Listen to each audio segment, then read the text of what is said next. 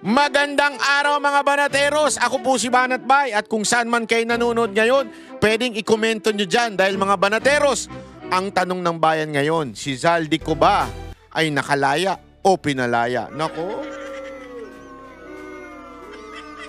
Kasi ang unang dating sa publiko parang nahuli na daw, sabi ni Marcos. Akala ko nahuli. Tapos ngayon ay nagkaroon ng habulan. Ano ba yun?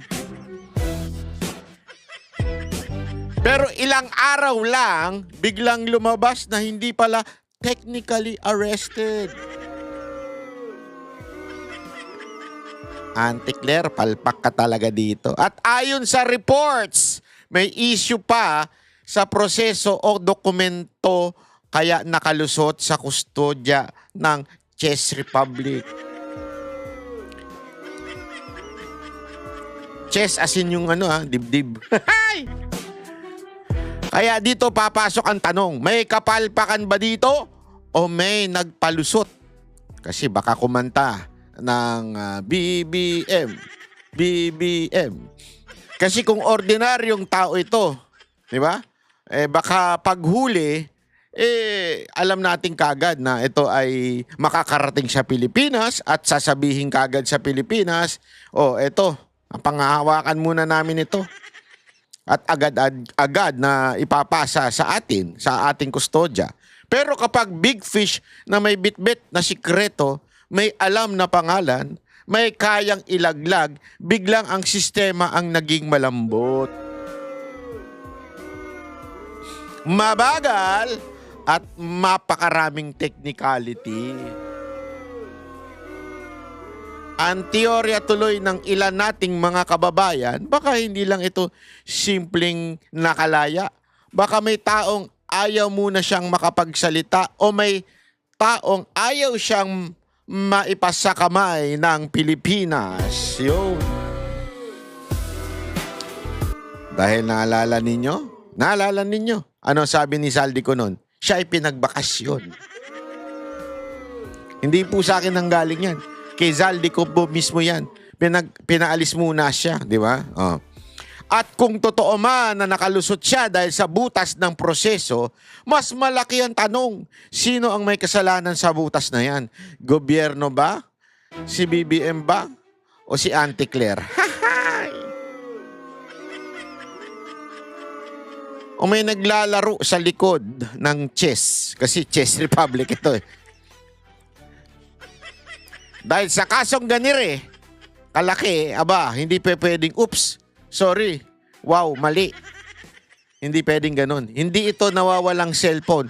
Ito si Zaldico, ang taong maaring may hawak ng kwento kung sino talaga ang mastermind sa korupsyon sa Pilipinas.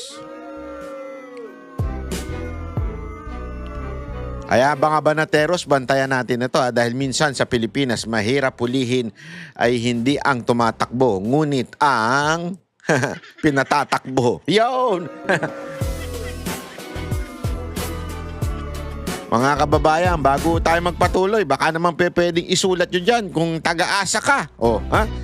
Ako'y banateros sa Chess Republic. Yun. Ako ay banateros sa Pari fans. O ako naman na isang Italyano. At ako naman ay taga Barcelona. Sabihin mo kung taga-asa ka, banateros. Dahil napaka-importante niyan. Dahil tayo, alam mo, ginaganahan tayo pag nababasa natin yung mga komento ninyo. Na nagsasabing, dito ako, taga dito ako at ako'y nanonood habang, bakit walang audio itong animal na to? Wait lang Ayun, meron pala naninigurado lang tayo. Alam mo naman, baka mamaya, walang intro, wala tayong audio. Sayang naman yung kakadaldal natin dito. Hirap na hirap tayo magdadaldal dire. Tapos wala naman pang audio. Anyway, mga kababayan, eto na nga pag-usapan na natin ito. Kasi alam mo, Kung ikaw ay simpleng mababaw lang at titignan mo lang yung mga sitwasyon na nagkamali, ganito, ganyan, para bagang masyadong mababaw para sa akin. Alam mo, iniisip ko ng maigi ito eh. Iniisip ko ng maigi na sadya bang tanga lang si Marcos? Tanga lang ba si acting DOJ Secretary? O tanga lang ba yung mga nagsasabing may babalik na dito si Zaldico? Nagdadaldal lang ba sila out of nowhere? Sa tindi ng kanilang intelligence funds, bilyon-bilyon na intelligence funds ng Office of the President. Asan yung intelligence? Di ba? Di ba parang mapapaisip ka ng maigi. Ano to? Nung nahuli, hindi ba pwedeng utusan na lang yung mga taga Czech Republic, yung embassy natin, no, embahada natin doon, no, yung ating representante doon. Kasi always remember, people in the house, you have to understand this. It's really something to think about. Kasi isang tawag lang doon eh. Yun nga ang purpose doon eh. Alam nyo ba, kaya tayo gumagastos ng kalaki-laking pera sa mga embahada natin, sa mga consulate natin, ay para meron tayong representante doon na mabilis makipag-ugnayan sa mga bansang nandoon. Bakit may ganon? Kasi alam naman natin na maraming OFW, maraming mga Pilipino na nagtatrabaho sa iba't ibang bansa. Kaya nga tayo may sariling mga consulate, may sariling embahada para makipag-ugnayan doon sa bansa na yun. At yung embahada na yun, kung sino man ang head nun, ay alter ego ng presidente o representative of the president. Kaya nga ang turing sa kanila, diplomat eh. Kasi whatever you do to that person, to that ambassador, para mo na rin ginawa doon sa presidente nung bansa na yon. Halimbawa, kung atin pong tinarantado yung ambassador ng Amerika, para mo na rin ginawa yung kay Trump. Kasi yun ang kanyang yun yung kanyang representante. Being an ambassador, di ba? Napaka-importante niyan, mga kababayan. So, ang dali naman po na tawagan ng ating DFA at utusan yung ating ambassador doon o yung ating consulate doon at sabihin, psst, tanong nyo nga sa gobyerno ng Czech Republic, bakit may nababalita kaming ganire? Ba't hindi totoo ba ito? Ano ba nangyari? Anong katotohanan? Umabot na mahigit 1 linggo. Di ba? Tsaka pinaalis yung ating acting secretary. Dito, walang kasalanan si acting secretary. Linawin ko lamang po kasi inuutusan lang naman yan. Although enjoy siya, syempre. Nasa Europa siya, di ba? Kasama niya pa yung mga iba niyang kasamahan. Enjoy sila doon. Di libreng bakasyon na rin yun. Di ba? Gayunpaman, wala siyang kasalanan kung nakalaya yung si Zaldico. Pero kasi ang tanong doon, di ba? Sabi ng presidente, nahuli. Di ba? Nahuli. Ibig sabihin na nahuli, nasa kustodiya ng Czech government. Di ba? Nasa custody nila. Kung nahuli pala at nasa kustodiya nila, bakit nakawala? Bakit napawalan? Ang daming tanong ngayon eh. Nakawala ba siya? O pinawalan siya? O pinalaya siya? Ano nangyari? Pwede namang agad-agad sabihin kasi imposible naman po na walang kaalaman at lalong-lalo na sa panahon ng social media. Sigurado naman ako nung nahuli nila si Zaldico at nakita nila yung kung anumang dokumento ay ding may hawak si Zaldico. Titingnan nila anong pangalan nito, ganito, pakpak. I-research nila yan eh. Sino ba ito? Bakit ganito to? Anong meron to? 'Di ba? Imposibleng hindi nag-research yung Czech Republic. Kasi nga, ako nga lagi ito sinasabi, manood po kayo ng mga tungkol sa pagkuha ng visa sa Amerika. Hindi lamang po sa Amerika, pati sa ibang bansa. Wag na wag kayo magsisinungaling ng paglagay ng social media dyan doon. Kasi titignan yan. Malalaman at malalaman nung mag-i-interview sa'yo kung ano talaga ang tunay mong trabaho, ano ginagawa mo, may kakayanan ka ba? Malalaman yan. Kilala ka. di ba naikwento ko nga sa inyo nung nagpa-interview tayo sa isang, hindi ko na lang babanggitin ha, may nag-interview sa atin isang embahada nung kumuha ako ng visa. Abay, nalaman niya, ako si Banatbay. Hindi ko to biro kasi nga nakalagay doon. Nalagay ko Banatbay. Oh. So alam niya kagad yung background ko. Alam niya. At ganun din po nung ako po'y pumunta doon sa bansa na yun. Ginugil kagad nung immigration. Kasi ang dali nang malaman ngayon kung sino yung tao na pumapasok sa kanila, kung sino yung tao na nagpapa-interview sa kanila. Kaya medyo mas mahirap pag sinungaling ngayon. Sasabihin mo, yayamanin ka, tapos pag nakita nila sa social media mo, ay, hindi to yayamanin, social climber lang to. Ganun na, di ba? Alam mo ibig ko sabihin? So, sa tingin ninyo, nung nahuli yung tao na yon, sabihin na nating naharang. Kasi ang gulo ng termino nila eh. Iba-iba yung termino eh. Naharang. Sigurado ko, magre-research yun. Sino ba ito? Ano ginagawa nito? Buong pamilya kasama. Diba yun na napapabalita, buong pamilya. So pag nakita kagad nila, uy, malaking issue to Government official to Diplomat na to. Remember, red passport ang mga congressman. Tandaan ninyo, sigurado ko, nalaman nila na itong tao na to ay BBIP. Very, very, very important person. Di ba? Sure yan. Agad-agad yan, sigurado ko, ang makikipag-ugnayan yan sa ating konsulado, sa ating embahada sa Europa. Di ba? Para, ano ba ang meron dito? Ano ang ganito? Kaya nga hindi ko maintindihan yung sinasabi nilang, sino ba to? Anong nangyayari? Bakit tila merong problema? Di ba meron tayong ganun eh? Masyado tayong clueless sa nangyari. Tapos, all of a sudden, tingnan nyo to tingnan nyo to maigi. All of a sudden, pinapunta yung acting DOJ secretary. Na, ang dapat papuntahin doon ay yung secretary ng Department of Foreign Affairs. Kasi nga, foreign affairs Sila ang nakikipag-ugnayan sa ibang bansa. Bakit isang DOJ secretary? Anong meron? Tinatanong na ba yung kaso? Ano ba yung ebidensya? Ano ba yung sasabihin mo?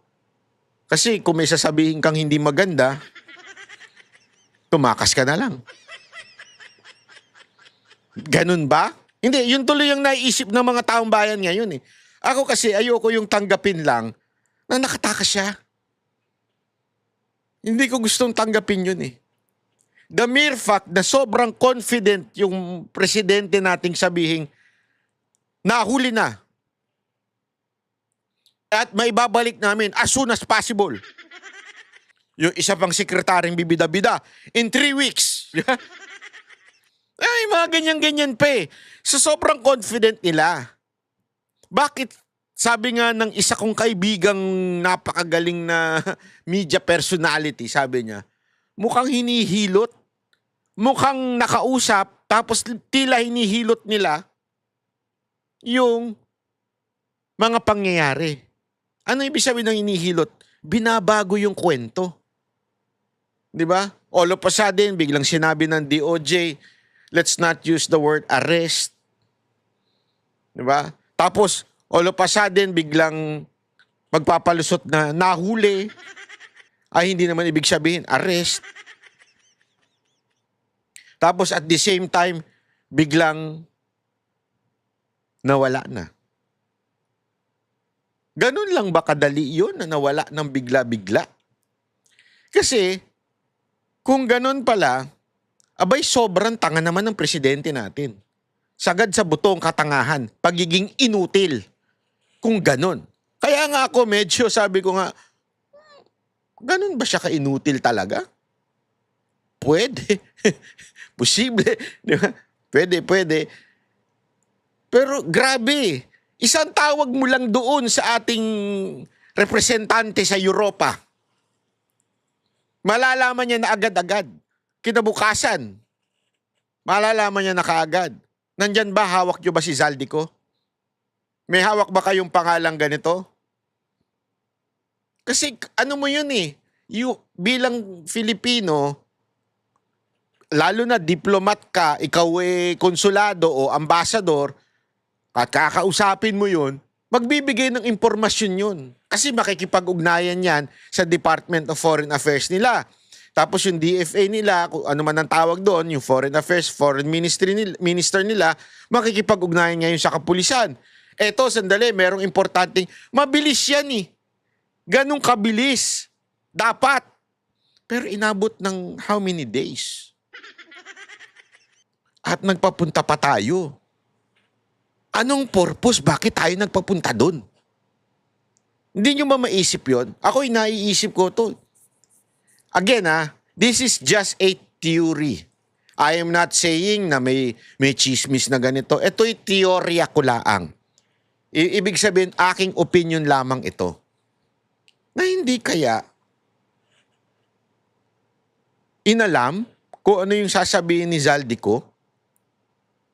Kaya ang pinapunta ay yung nasa Justice Department. Tapos nung medyo tagilid, iba na lang ang naging siste. Hindi ko sinasabing kasangkutan Chess Republic Kunwari, halimbawa lang, kunwari lang naman po ito. Kunwari, sinabi ng Chess Republic, what are we going to do with this?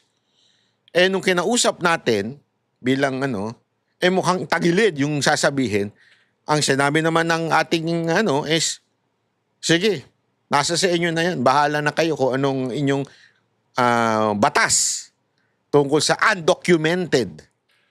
Yeah? Hindi natin alam Kasi ngayon daw, nasa France na. Doon kumukuha ng asylum. Isipin nyo to, kunwari lang ha.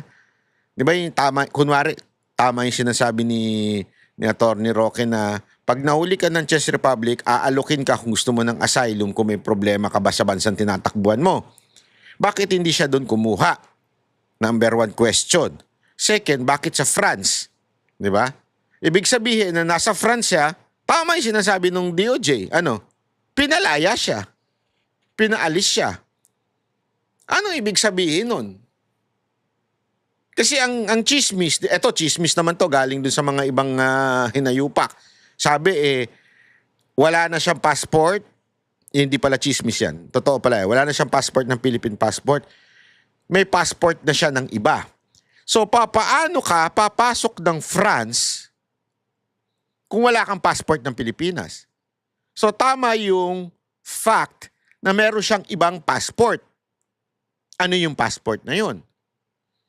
Kung humihingi ka ng asylum sa France, maybe because hindi ka holder ng passport nila. Kasi kung holder ka ng passport nila, ibig sabihin, you are a citizen, you are a French, or you are a citizen of that certain country, yung France. Hindi mo kailangan humingi ng asylum dun. Di ba? So dapat hingi ka ng asylum from another country na na tinatakbuhan mo nga yung bansa na yun.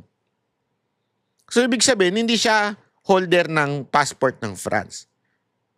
Pero, paano siya umalis ng Czech Republic at napunta sa France? So maaring merong isang bansa siyang pinuntahan na passport holder siya doon sa certain bansa na yon. Tapos lumipad siyang papunta ng France, using that passport, then humingi siya ng asylum.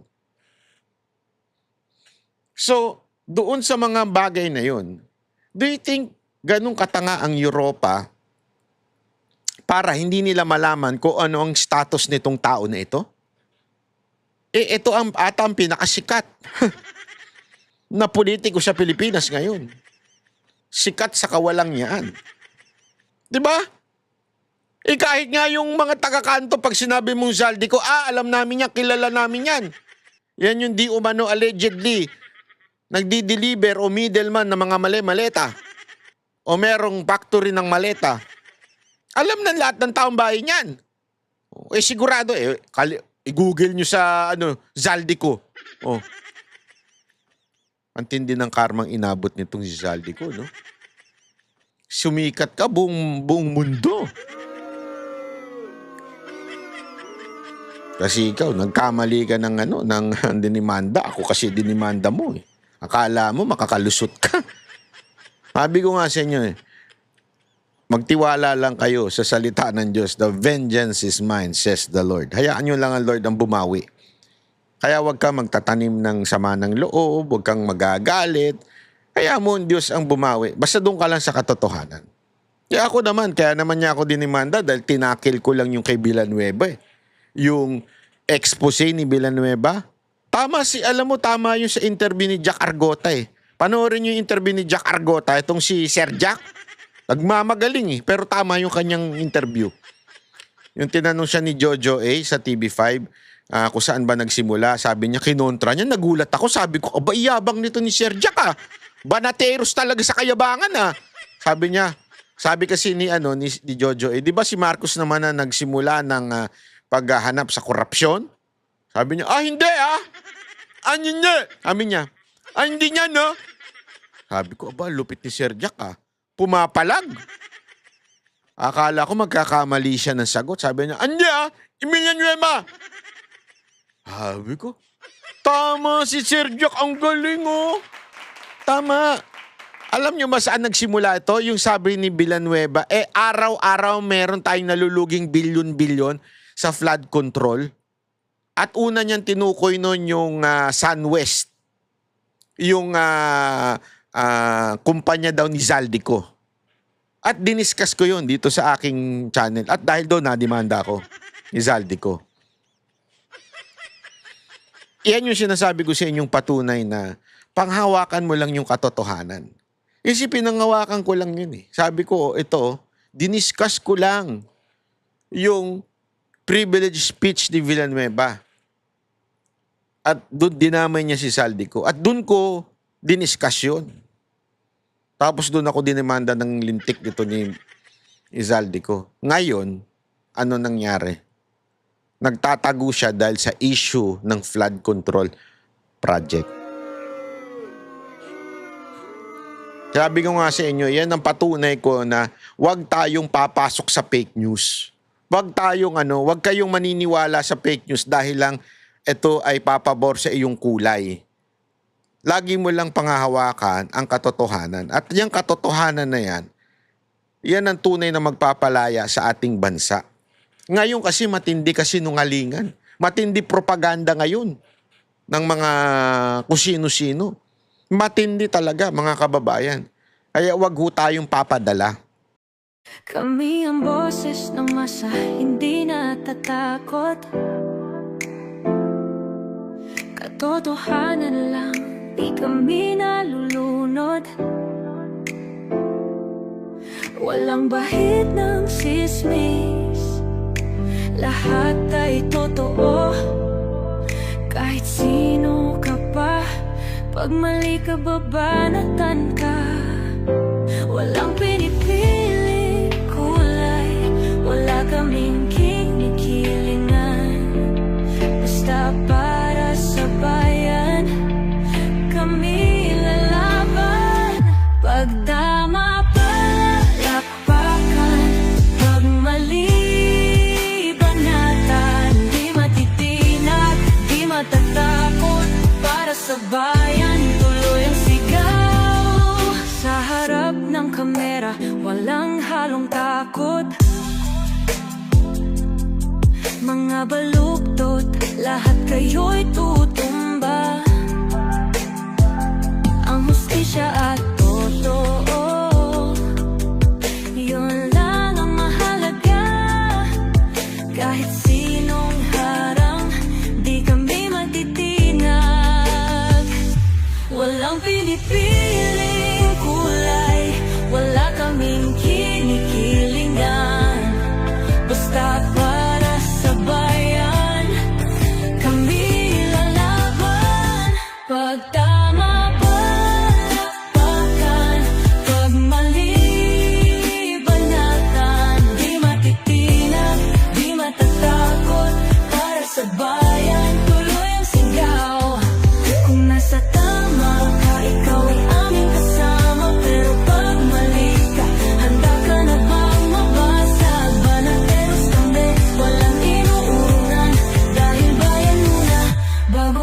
sarili.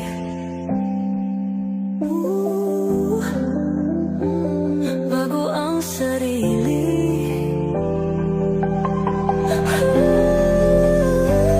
Pag tama palakpakan, pag mali banatan, banatesang sigaw, katotohanan ng laban.